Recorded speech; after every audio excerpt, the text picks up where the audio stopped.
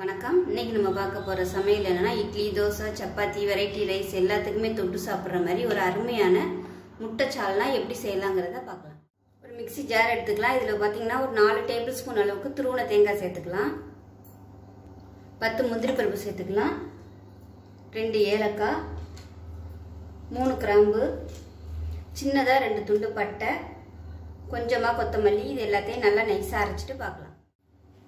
ஒரு பேன் எடுத்துக்கலாம். இதில் தேவையான அளவுக்கு எண்ணெய் சேர்த்துக்கலாம். எண்ணெய் சூடானதும் 1/4 டீஸ்பூன் சோம்பு சேர்த்துக்கலாம். ஒரே ஒரு பிரியாணி இலை சேர்த்துக்கலாம்.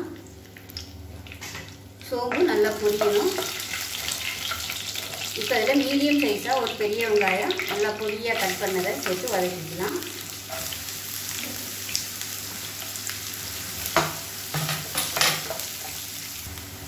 உப்பு கொஞ்சமாக சேர்த்துக்கலாம். வெங்காயம் வதங்கினாலும் இஞ்சி பூண்டு பேஸ்ட்டு 1 டேபிள் ஸ்பூன் சேர்த்து வதக்கிக்கலாம். இஞ்சி பூண்டு பேஸ்ட்டு நல்லா வதங்கிடுச்சு. 2 பச்சை மிளகாய் சேர்த்து வதக்கிக்கலாம். இப்போ இதில் 1/2 டேபிள் ஸ்பூன் தனியாத்தூள், 1 டேபிள் ஸ்பூன் மிளகாத்தூள், 1/4 டேபிள் ஸ்பூன் மஞ்சள்தூள் வதக்கி இப்போ இதை பச்சை வாசனை போக நல்லா வதக்கிக்கலாம். 2 செகண்ட் வதக்கிட்டு தக்காளி வந்து அரைச்சி வச்சிருக்கேன். மீடியம் சைஸாக 2 தக்காளி, மெஷரிங் கப்பில் ஒரு 3/4 கப் அளவு இருக்கும். இதையும் சேர்த்து நல்லா எண்ணெய் பிரிஞ்சு வர அளவுக்கு வதக்கிக்கலாம். தக்காளி அரைச்சி ஊற்றி நல்லா வதங்கிருச்சு, எண்ணெய் பிரிய ஆரம்பிச்சிருச்சு. இந்த ஸ்டேஜில் நம்ம அரைச்சி வச்சிருந்த தேங்காய் பேஸ்ட்டை சேர்த்துக்கலாம். இப்போ தேங்காய் விழுதை சேர்த்துட்டு நல்லா வதக்கிக்கலாம். இதுவும் பச்சை வாசனை போக நல்லா வதக்கணும். ஏன்னா நம்ம பச்சையை அரைச்சிருக்கிறதுனால அந்த பச்சை வாசனையெல்லாம் போகிற அளவுக்கு வதக்கணும். ஓரம்லாம் எண்ணெய் விட்டு வரும். அந்த ஸ்டேஜ் வரைக்கும் நம்ம வதக்கிக்கணும். இப்போ தேங்காய் மசாலாவும் நல்லா வதங்கிருச்சு. இந்த ஸ்டேஜில் தண்ணி சேர்த்துக்கலாம். நல்லா கொதிக்கிற தண்ணியாக சேர்த்துக்கோங்க. தேவையான அளவுக்கு திக்னஸை பார்த்துட்டு தண்ணி சேர்த்துக்கோங்க. இப்போ இது வந்து மிக்சியில் இருந்தது கொஞ்சமாக அலசிட்டு சேர்த்துக்கலாம். கலந்துட்டு தண்ணி பத்தலைன்னா சேர்த்துக்கலாம்.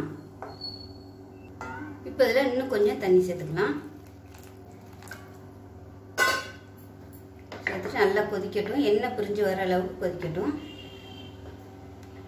உப்பு பத்தலைன்னா உப்பு சேர்த்துக்கலாம். வதக்கையில் கொஞ்சமாக உப்பு சேர்த்துருக்கேன். பார்த்துக்கிட்டு பத்தலைன்னா சேர்த்துக்கலாம்.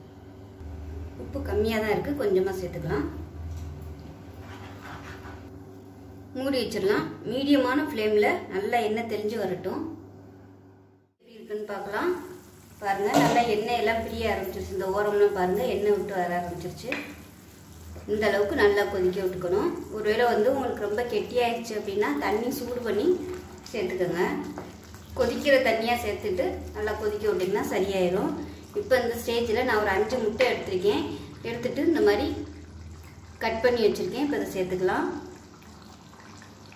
அதில் ஒரு 4 சைடு வந்து கட் பண்ணி வச்சுருக்கேன். ரொம்ப கட் பண்ணாமல் லைட்டாக சேர்த்துட்டு கொதிக்கட்டும். இது நீங்கள் டைரெக்டாக இதே மெத்தடில் மசாலா எல்லாத்தையுமே வதக்கிட்டு முட்டையும் சேர்த்துட்டு தேவையான அளவுக்கு தண்ணியும் சேர்த்துட்டு குக்கரில் வந்து நல்லா ஒரு 2லேருந்து ஒரு 3 விசில் விட்டிங்கன்னா அது வந்து இன்னும் சூப்பராக இருக்கும் டேஸ்ட்டு. இந்த மாதிரி கொதிக்க விடுறத விட நீங்கள் குக்கரில் வச்சிங்கன்னா டேஸ்ட் வந்து நல்லாயிருக்கும். நான் எப்போயுமே குக்கரில் தான் வச்சு காமிப்பேன். அதனால் இன்னைக்கு கொஞ்சம் வித்தியாசமாக இருக்கட்டுமே கடாயில் கொதிக்க விட்ருக்கேன். இது வந்து கொதிக்கட்டும். மீடியம் ஃப்ளேம்லேயே இருக்கட்டும். இப்போ இது கொதிச்சுட்டு இருக்கு. இந்த நேரத்தில் பார்த்தீங்கன்னா 1 டீஸ்பூன் போல் கஸ்தூரி மெத்தி சேர்த்துக்கலாம். காஞ்ச வெந்தயக்கீரை நல்ல வாசனை கொடுக்கும். சேர்த்துட்டு மூடி வச்சிடலாம். வெந்தயக்கீரை வந்து ஆப்ஷனல் தான், இருந்துச்சுன்னா சேர்த்துக்கோங்க, நல்லாயிருக்கும். இப்போ எப்படி இருக்குன்னு பார்க்கலாம்.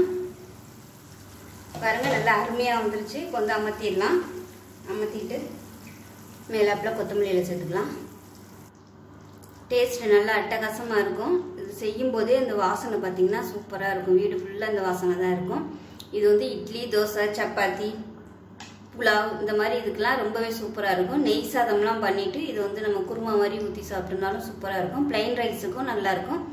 எல்லாத்துக்குமே தொட்டு சாப்பிட்லாம், அருமையாக இருக்கும். இதே மாதிரியே செஞ்சு பாருங்கள். செஞ்சு பார்த்துட்டு எப்படி இருந்துச்சுங்கிறத சொல்லுங்கள். வீடியோ பிடிச்சின்னா லைக் பண்ணுங்கள், கமெண்ட் பண்ணுங்கள், சேனலை சப்ஸ்கிரைப் பண்ணுங்கள், பக்கத்தில் உள்ள பெல் பட்டனையும் ப்ரெஸ் பண்ணுங்கள். நன்றி.